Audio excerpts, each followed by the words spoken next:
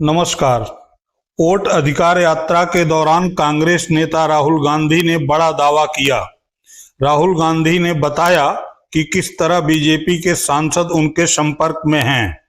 BJP सांसद राहुल गांधी को phone से मैसेज कर रहे हैं, कह रहे हैं कि राहुल गांधी मोदी जी को वोट चोर कहना बंद कर दें। अब सवाल ये है कि फोन से संपर्क का यह मामला महज इतना ही है या फिर कोई और भी खिचड़ी पक रही है।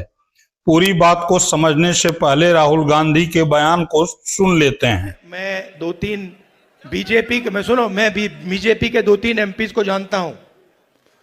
मेरे फोन पे मैसेज आ रहे हैं, आप प्रधानमंत्री को वोट चोर मत कहिए। कैसे मत कहूं भाई, है तो कहना पड़ेगा। अब ये तीर जाके सीधी टारगेट पे लगेगी। तो आपके गांव के बच्चे, यहां पे तो भैया 6-6 साल के बच्चे बोल रहे हैं वोट चोर वोट चोर वोट चोर, नारा बन गया है। और जो बिहार में शुरू होता है वो पूरे देश में फैलता है, वो रुकता नहीं है। राहुल गांधी के संपर्क में बीजेपी सांसदों का आना कोई आश्चर्यजनक विषय नहीं है। क्योंकि ढेरों ऐसे सांसद हैं जो कभी न कभी कांग्रेस में रहे और पाला बदल सियासत का हिस्सा बनते हुए बीजेपी में चले गए। ऐसे में राहुल गांधी के संपर्क में बीजेपी सांसदों का होना कोई बड़ी बात नहीं है। बड़ी बात है इस समय राहुल गांधी के संपर्क में बीजेपी के सांसदों का होना। क्योंकि हाल ही में हुए कॉन्स्टिट्यूशन क्लब के चुनाव में यह देखा गया कि सांसदों को व्हिप मुक्त मतदान का मौका मिला तो उन्होंने खुद की सुनी, मोदी और शाह की नहीं सुनी। इस चुनाव में शाह ने बालियान को समर्थन दिया था। बावजूद इसके बालियान के खिलाफ बीजेपी के सांसद राजीव प्रताप रूडी चुनाव लड़ रहे थे। अपने पार्टी में ही एक प्रत्याशी पर सहमति नहीं बना पाए अमित शाह को उस वक्त झटका लगा जब यह तस्वीर सामने आई। राहुल गांधी और राजीव प्रताप रूडी की इस तस्वीर ने मतदान से पहले ही ये साफ कर दिया कि इंडिया गठबंधन खेल करने जा रहा है। नतीजे ने इस पर मुहर भी लगा दी। पूर्ण बहुमत होने के बाद भी शाह के प्रत्याशी संजीव बालियान चुनाव हार गए और राहुल के संपर्क में आने वाले राजीव प्रताप रूडी चुनाव जीत गए। अनुमानित तौर पर औपचारिक रूप से प्रकाशन 100 से अधिक मतों से मैं जीता हूं और अगर 1000 से मल्टीप्लाई कर दे उसको, पूरे मतदाता को 1000 को, तो 1 लाख अगर मान ले तो लगभग अच्छे वोटों से मैं जीता हूं और ये मेरे पैनल की जीत है। और मैं आभार व्यक्त करना चाहूंगा कि सभी पार्टियों के नेताओं ने इसमें भागीदारी ली। इसमें पार्टी का कहीं कोई स्वरूप उभर के नहीं आया और मैं समझता हूं कि जिस प्रकार से चुनाव के परिणाम, तो ये एक ऐसे दल की राजनीति से हट करके सभी दलों के, और मेरे पैनल में तो कांग्रेस के भी लोग थे, समाजवादी पार्टी के भी सदस्य थे, टीएमसी के भी सदस्य थे, निर्दलीय भी थे, तो मैं समझता हूं भाजपा के भी थे, कांग्रेस के भी थे, टीडीपी के भी थे। तो मोटे तौर से सभी राजनीतिक पार्टियों का एक समूह था, एक मित्रों का, और इन सबकी मेहनत से ये बड़ी कामयाबी मिली है। तो मैं आभार व्यक्त करना चाहूंगा उन सभी को। सर, क्या लेकिन सबसे बड़ी उपलब्धि ये रही है कि मुझे लगता है कि मेरे सांसद मित्रों ने और मेरी टीम को और मुझे पिछले 2 दशक के प्रयासों पर और जो कामयाबी है उस पर फिर से एक बार मोहर लगाया है। ये सबसे बड़ी बात है।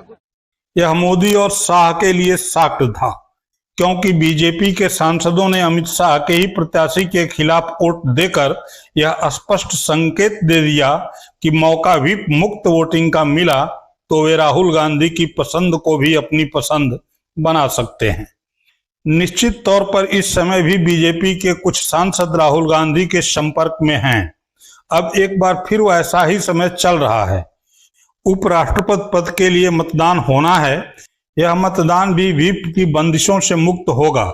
कानूनी रूप से सांसदों को यह छूट होगी कि वे चाहें तो पार्टी और न चाहें तो विपक्ष के प्रत्याशी को भी वोट दे सकते हैं। ऐसे में बीजेपी सांसदों का राहुल गांधी के फोन पर आना मोदी के लिए शॉक्ड है, क्योंकि अगर उपराष्ट्रपति चुनाव में बीजेपी सांसदों ने क्रॉस वोटिंग की और कोई खेल हुआ तो मोदी की सरकार सीधे तौर पर संकट में आ जाएगी। मोदी सरकार पर तनिक भी संकट आया तो मोदी सरकार के मुख्य बैसाखी चंद्रबाबू नायडू समर्थन वापस ले लेंगे और मोदी सरकार गिर जाएगी। राहुल गांधी के संपर्क में बीजेपी के सांसदों के आने का एक कारण मोदी सरकार की गिरती साख भी है। सांसदों को लगने लगा है कि अब केवल मोदी के नाम और चेहरे पर चुनाव नहीं जीता जा सकता है, ऊपर से राहुल गांधी का ये अभियान। अभी बीजेपी वाले बहुत ऊपर नीचे जंप मार रहे हैं, क्योंकि जंप मार रहे हैं ऐसे ऊपर नीचे, क्योंकि हमने इनकी चोरी पकड़ ली है। और अभी हमने अच्छी तरह सुनो, प्रेस वाले अच्छी तरह सुनो, अभी हमने महादेवपुरा की चोरी दिखाई है। सही, आने वाले समय में आप देखना कहां कहां की चोरी हम इस देश को दिखाने वाले हैं। हरियाणा, महाराष्ट्र, कर्नाटक, इन सब जगह हम बीजेपी की चोरी, नरेंद्र मोदी की चोरी आपको दिखाने जा रहे हैं। इसलिए बीजेपी के सारे नेता ऊपर नीचे जंप कर रहे हैं। मैं आपको बता रहा हूं, अब इनको हिंदुस्तान इनकी सच्चाई को समझेगा, सुनेगा, और फिर हिंदुस्तान अपनी मन की बात नरेंद्र मोदी को बताएगा। भाई और बहनों, आपने बिहार में इस यात्रा को इतनी शक्ति दी, मैं बता रहा हूं, इतनी शक्ति, इतनी एनर्जी आपने इस यात्रा में डाली कि ये जो शब्द है वोट चोर, वोट चोर, ये आपने यहां से पूरे हिंदुस्तान में फैला दिया है। बिहार के 6 साल के बच्चे आते हैं, मेरे कान में कहते हैं, हम नरेंद्र मोदी को वोट चोरी नहीं करने देंगे, हम नरेंद्र मोदी को वोट चोरी नहीं करने देंगे। 6 साल के बच्चे कहते हैं Narendra Modi, Narendra Modi, Narendra Modi, vote, vote, vote, vote चोर, वोट चोर, वोट चोर, वोट चोर।